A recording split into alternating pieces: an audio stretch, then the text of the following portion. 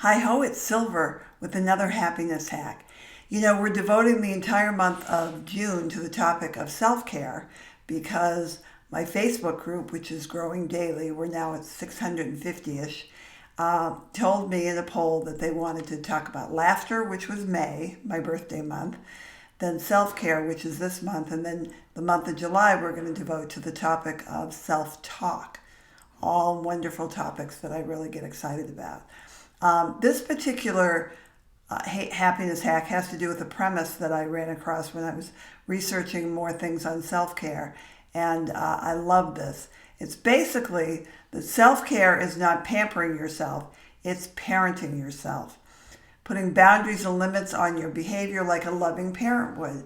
And I love that sense of that because we do so often think that self-care has to do with pampering, getting massages, going on vacation, all these things that are above and beyond, when the truth is that really good self-care is a daily thing. And it's such a great way to think about it, parenting yourself, because we would never ever say to a parent, you're taking too good a care of your child, you're being selfish. But we say that to ourselves all the time. So really want to emphasize that that self-care is really about self-parenting, which is just wonderful.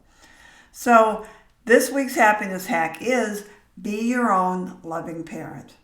Isn't that I just love the whole idea, especially if you didn't have such a hot childhood and you've always bemoaned that maybe your parents could have done things a little bit better. Well, you know what? Now it's your chance. You can do things better. So you don't want to, if your child was being taken advantage, like in this particular scenario, Cinderella, who was taken advantage of by her stepsisters and her stepmom, you would rush in and protect that child. But how often do you let people take advantage of your good nature by doing more for them than you do for yourself, by putting your own needs aside so that you can meet the needs of somebody else? So I want you to, next time that you say yes to something that you really don't want to do, think about Cinderella and see if you can't figure out a different way of doing things. In fact, one of the great ways is to learn how to say, no thanks. So the other thing is, if your child was burning the candle at both ends, was exhausted from maybe staying up till midnight and getting up for school in the morning and not eating breakfast, any of that, you would rush in to help that child.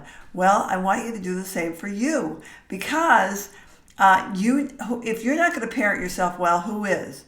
So if you're not getting enough sleep, if you're working 70 hours a week, which is ridiculous, if you are not exercising regularly, having some fun time, etc., I want you to have the talk with yourself like you would with a little child and say, you know what, something's got to give here, and let's figure out how to set some boundaries. The next thing is, if you had a child who was really deeply unhappy, you would move heaven and earth to help that child. And yet, some of you are unhappy. That's probably why you're attracted to my work. But you got to do the footwork. In other words, you can know what there is to do, but unless you do it, it's not going to help at all. So treat yourself the way you would this child who's deeply unhappy, and take some steps to actually help yourself out. On my YouTube channel, Silver Happiness, there's lots of different happiness hacks on how to help you there. And that's what the theme of this month is all about as well. So this week's happiness hack is be your own loving parent. Be the parent you wished you'd had, or maybe be the parent you had and you've somehow stopped loving yourself the way your parents did.